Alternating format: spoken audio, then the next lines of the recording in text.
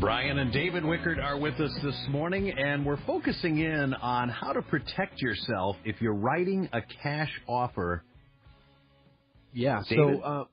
so what we took a phone call in this week from a gentleman who, had the funds to just go write a cash offer, but wanted to be smart about it. So, we even if we might not be able to lend to this particular gentleman, happy to try to make him feel smart about, how to buy his house best. So we talked about have a longer inspection contingency just because, and don't be afraid to spend the dollars on the making sure that the house is in good condition, because when it's your money and not the lender's money, maybe you just take that extra degree of seriousness to make sure that the roof's okay, that the basement's not, caving in on you.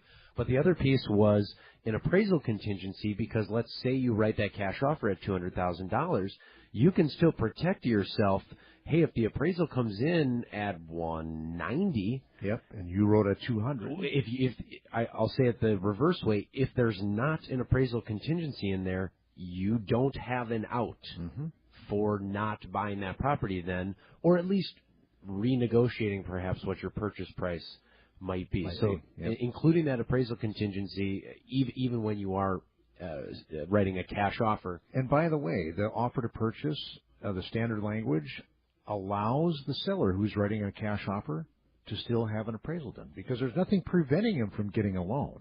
Correct. Just by the way. And so at the end of the conversation with the gentleman who called in, and it was totally self-serving, but I said, just from a life and cash flow perspective, it is hard, and I think what we tell borrowers a lot is it's hard, or it can be hard, to unring that bell when you just write a cash offer or when you make a very large down payment. Was he doing a cash offer just to be aggressive? Or he was, because he was in Wauwatosa. Okay. Or he was looking in that Wauwatosa area, and so it's just like, and he remarked, he was like, the houses would come up for sale in the morning and have 3 offers by the afternoon. Okay. And so to try to be ahead of the pace, he wanted to win. Exactly. Right. But it is to say that if you write that cash offer and then, oh, shoot, honey, we wanted to put our kid through college this semester, but we buried it all in the equity of the house. Yeah. I just noted this, like, maybe you make a 50% down payment, because you could always decide after you buy the house, you know what, honey, I just can't sleep at night unless we've got this place paid for. At least then you maintain the control of making that. So is he going to apply for a mortgage with us? I will see. All right. We had a good conversation. I don't want you spending too much time No, with these that's people that all aren't really right. No, I'm teasing you. It's always good to give people helpful advice. The other thing that I noted to him, though, was that a cash offer, and you said this, isn't necessarily the best offer that a seller can get, which is to say, I think a lot of cash buyers think that they'll get a discount on the listed price.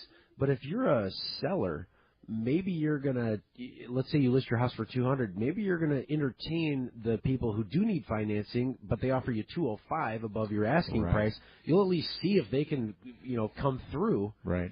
And then if they don't come through, well, then you could still call the cash buyer back. Yeah, exactly, as a second backup. So don't just think you automatically are going to get a discount if you're just cutting a check. The price does matter. The price does matter a lot. All right, so good. So, we can handle both sides of the plate.